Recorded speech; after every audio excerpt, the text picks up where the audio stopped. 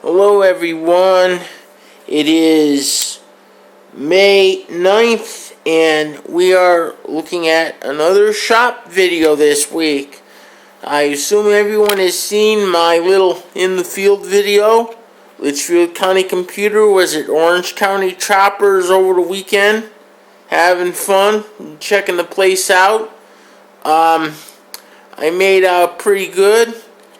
Got Best in Show, sponsored by Heyman Law, so a big shout out to Heyman Law and thank you to them for all they do for the car and motorcycle communities. Also won the big door prize at that show. My speedometer did disintegrate on the way home, but that's not a big deal. That can easily be fixed. Which brings us to today.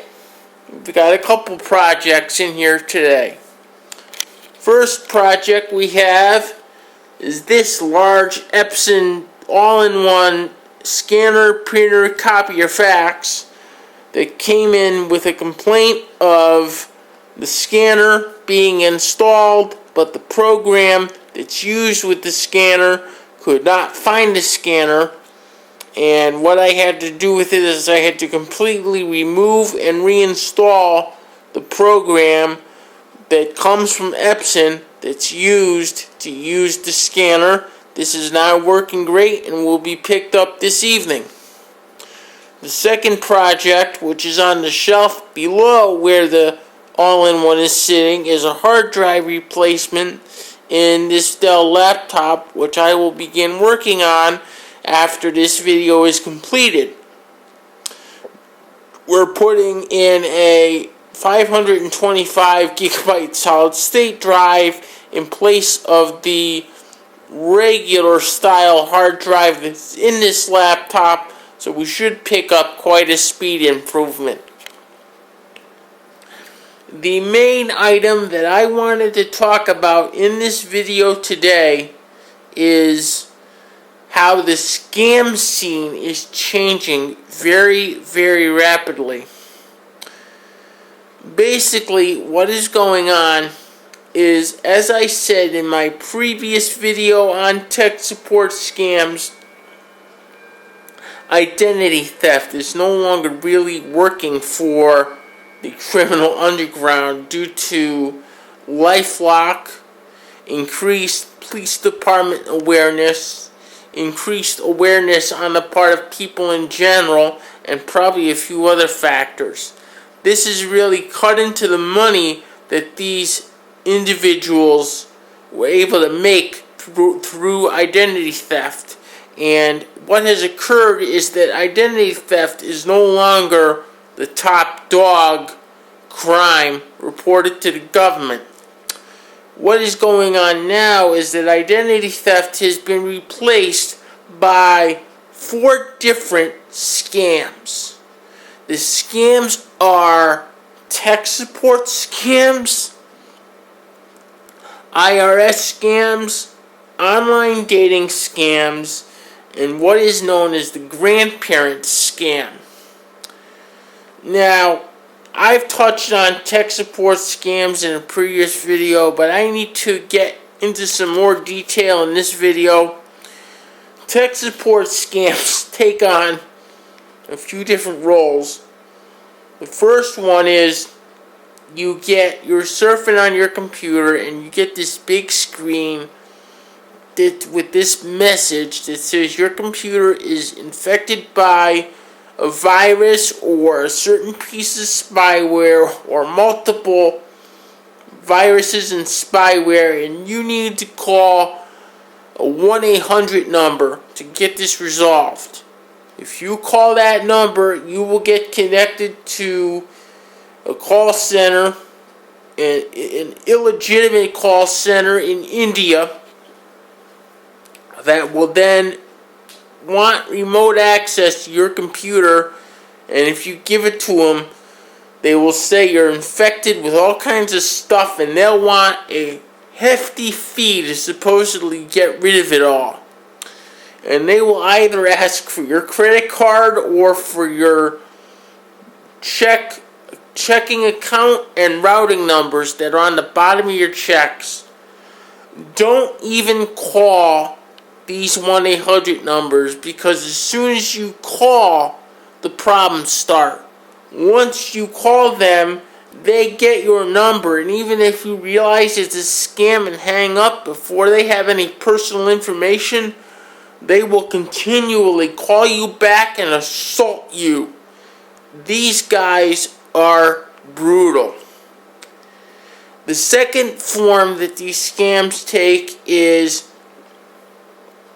you will receive a robocall saying that they're from Microsoft or wherever they're from, and that they've detected that your computer is full of viruses and spyware.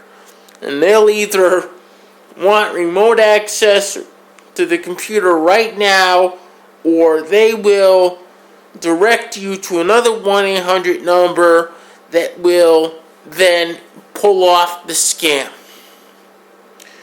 The third version of this scam that I've seen comes from when you search Google for a legitimate tech support company or a manufacturer's telephone number. You search for, let's say, I'll actually give you a real example of what happened to me. I was working on another job and I needed to reach someone at Google to help me diagnose a problem. Now, Google is notoriously difficult, but not impossible, to get a hold of someone there. And I searched on Google for a number from Google, and I got several. Well, I called the first one I saw and started going through what the problem was and gave them certain pieces of information. And needless to say, it did not take me too long to realize that I was about to be tech support scammed. What is going on with this variant of the tech support scam is these guys will set up a 1-800 number and then they will spread it all over Google and the other search engines as the legitimate contact number for whatever company they want to use, and they will take malicious steps to make sure that their information gets to the top of the search engine page. And then they wait for their victims to call, and then they set the hook. You have to be real careful these days if you are trying to contact a company for a legitimate purpose. The best thing to do is to go directly to that company's website and search on the website for a phone number. If you have any trouble, you can always contact me or message me, and I will try to help you out as best I can. The fourth version of this scam, which I just saw this weekend and is quite disturbing, is this. You will get a robocall saying, and I quote, "This is an emergency. Your Microsoft Windows license key has expired. Please call at a 1-800 number." This is a tech support scam. Microsoft Windows license keys do not, I repeat, do not expire for any reason. They are lifetime keys. If you happen to fall for a tech support scam and go all the way through with the scam, the cleanup can be substantial. You will have to take identity theft precautions, which means you will have to go to your local police, file a police report, call the credit bureaus, put security freezes on your accounts, which you will need the police report for the security freeze. So don't skip getting the police report. They will put the security freeze on your accounts for 7 years. It's not really a pleasant thing to have to go through identity theft prevention measures. You may or may not need your computer looked at as well. I've dealt with a couple local cases here where I was referred by the town police department because computers needed to be cleaned up after they were the victims of a tech support scam and had gone all the way through the scam. So it's really not a nice thing to go through. The other scams are IRS scams. The only thing here that I can really say is that the IRS will never contact you by email or by phone for anything. And this goes for employers out there too. We had a case, school system here in Connecticut, Groton school system. One of their employees was contacted by an IRS scammer posing as the superintendent of schools, saying that they needed all the W-2s for all the school system employees emailed.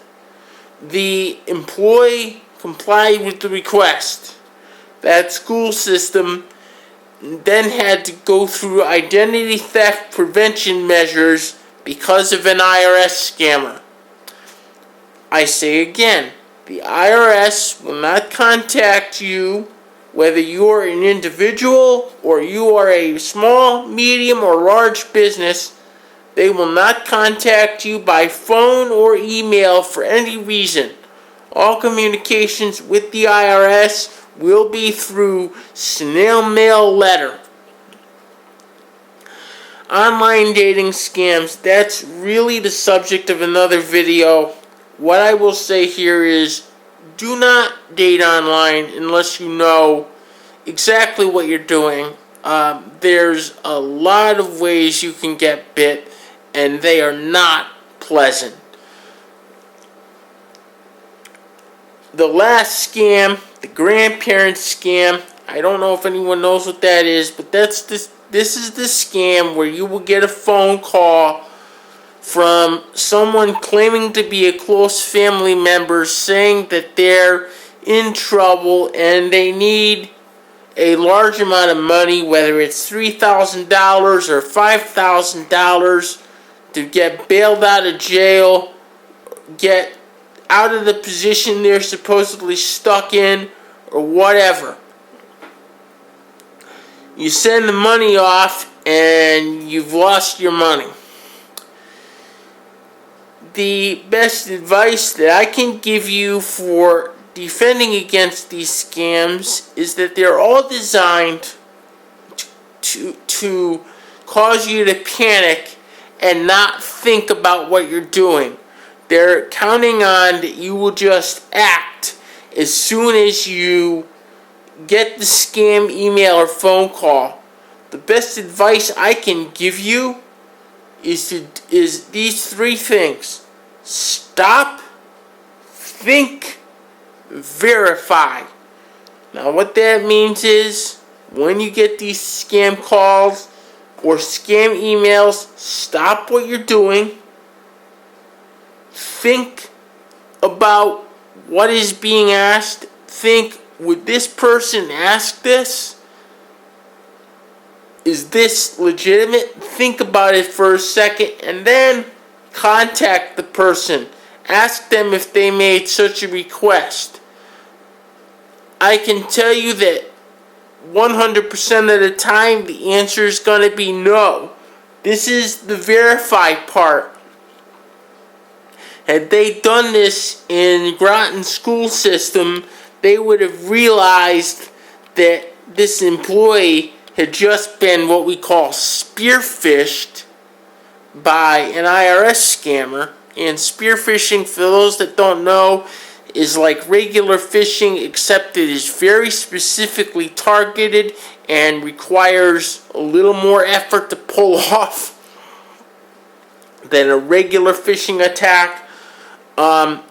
because because they're specifically targeted, they have a greater chance of being successful than a regular phishing attack. But if they in the ground school system had verified that the superintendent had made such a request, they would have found out that the superintendent had not actually made the request, and the W-2s would not have gone out to an IRS scammer, and they wouldn't have been all over News 8.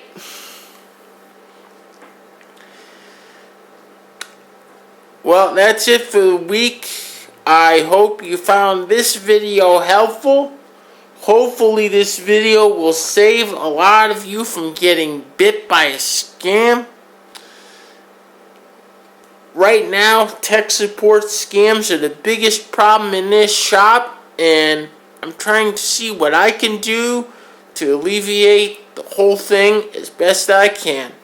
I will see everyone next time. As always, rate, comment, subscribe. If you like what you see, if you don't like what you see, let me know that too, and we'll make some improvements. I'll see everyone later. See everyone soon. Bye-bye.